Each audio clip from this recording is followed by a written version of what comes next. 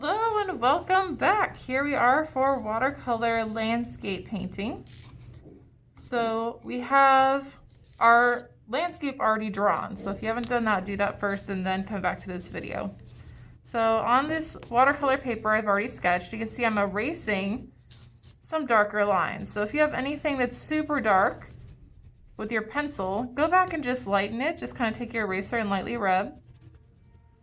You don't want it to be too dark. So make sure you kind of just lighten that up or readjust that shape of the tree. All right, everything should be very lightly drawn. You can see I have my background. So I have my mountains and my sky. Then I have my middle ground with some tree area and some water I'm gonna add. And then things in my foreground, so I have a big tree and I have like a little creek that's gonna be here and some ground. I'm gonna add more texture there. So before you start, think about where you want to add some of these textures. So last time we did these little practice guys. We can see the salt created a really neat texture there. Blotting, rubbing alcohol, scoring. So where do you want these textures to work for you? I'm going to take my push pin. I'm going to add some grass texture down here in my foreground. So I'm just going to take it and just kind of scrape things up. So it has this grass texture. Remember, the lower on the page, the bigger things are. So the longer my scratches should be if I go lower on the page.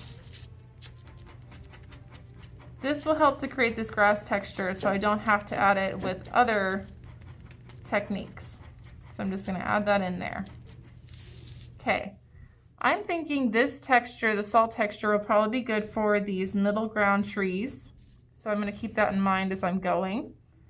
I like the wet on wet for the sky and probably the mountains because it's kind of blurry and goes far away feeling.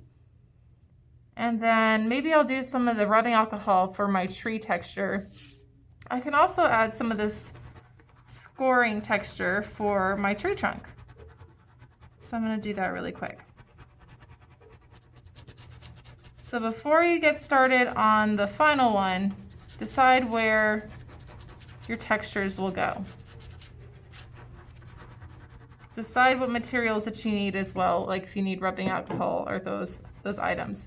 If you're doing stars or you have an area that you want to keep completely white for sure, or yellow or something like that, you can take a crayon and just kind of rub it in there and create that area. I don't think I have anything that I want to do that for, so I'm just going to leave it like that. So I've added some texture on my tree trunk, some on my grass down here. I know I'm going to use salt here, rubbing alcohol here. So just think about where you want to add those, and then we'll get into the next video.